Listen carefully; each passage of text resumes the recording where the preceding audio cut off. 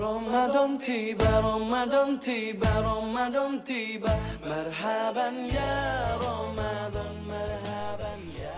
A'udzubillahi minasyaitonirrajim. Bismillahirrahmanirrahim. Assalamualaikum warahmatullahi wabarakatuh. Alhamdulillahi rabbil alamin. Na'matuhu wa nasta'in wa astaghfiruh wa na'udzu billahi min syurri anfusina wa min sayyiati a'malina. Asyhadu an la ilaha illallah wahdahu la syarikalah wa asyhadu anna Muhammadan abduhu wa rasuluh.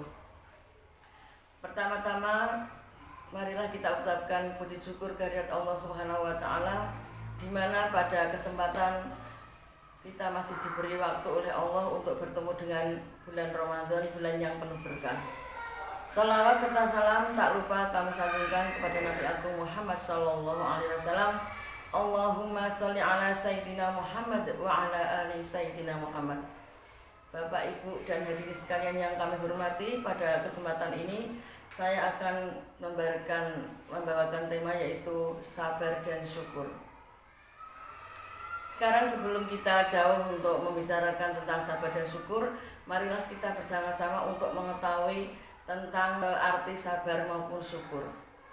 Sabar merupakan suatu sikap, yaitu sikap hati, di mana adanya ketundukan, penerimaan apa-apa yang telah Allah berikan, baik kesenangan atau kesedihan.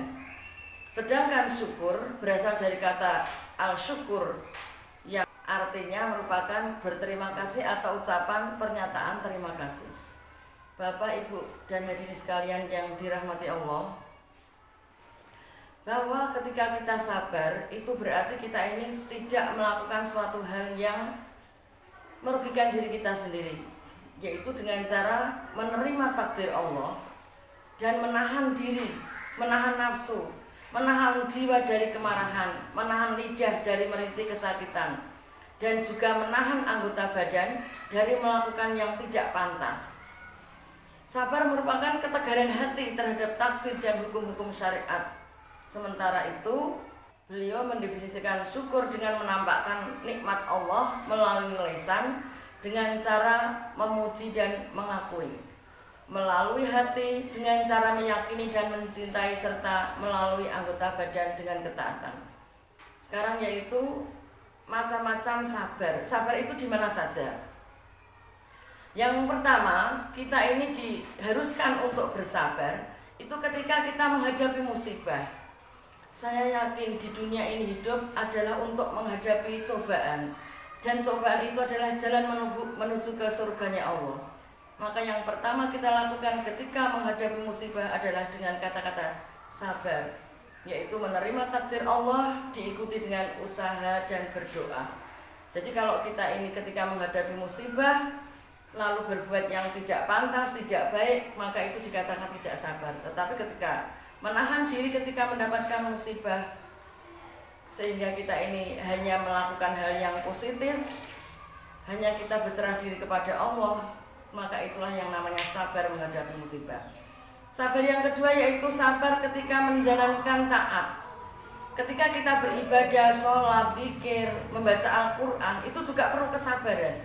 Kenapa? Ketika orang-orang ini menonton TV ataupun dengan asik mempermainkan HP, kita harus sabar, tetap harus istiqomah di dalam membaca Al-Quran, berzikir, dan sholat. Sholat apapun, sholat wajib maupun sholat sunnah. Inilah yang dinamakan sabar ketika menjalankan taat.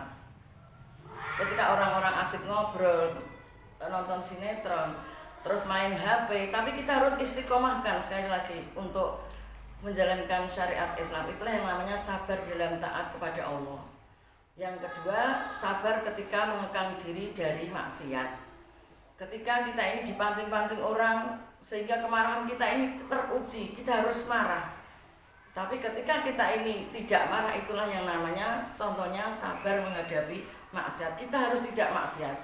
Ketika kita dipancing-pancing untuk menggunjing orang, kita harus bersabar untuk tidak ikut ke dalamnya. Ketika dipancing-pancing kita ini dengan jabatan kita dimanfaatkan, kita harus bersabar, kita tidak bermaksiat. Itulah diantaranya yang harus kita ketahui, bahwa sabar itu ada 3, yaitu sabar ketika menghadapi ujian, sabar dalam taat, dan sabar menghadapi maksiat. Yang selanjutnya yaitu syukur. Syukur juga ada macam-macamnya. Yang pertama yaitu syukur nikmat. Yang namanya syukur itu ridho. Kita merasa tenang, kita ikhlas terhadap apa-apa yang dikaruniai Allah.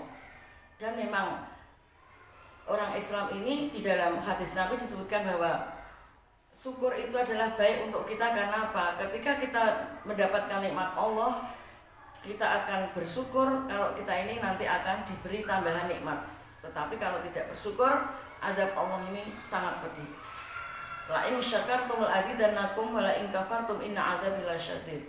Itu syukur ketika kita mendapatkan nikmat, kita harus memuji Allah, harus percaya bahwa semua ini datangnya dari Allah. Tidak boleh kita ini percaya itu adalah karena semata-mata usaha kita. Segala puji bagi Allah, Tuhan semesta alam.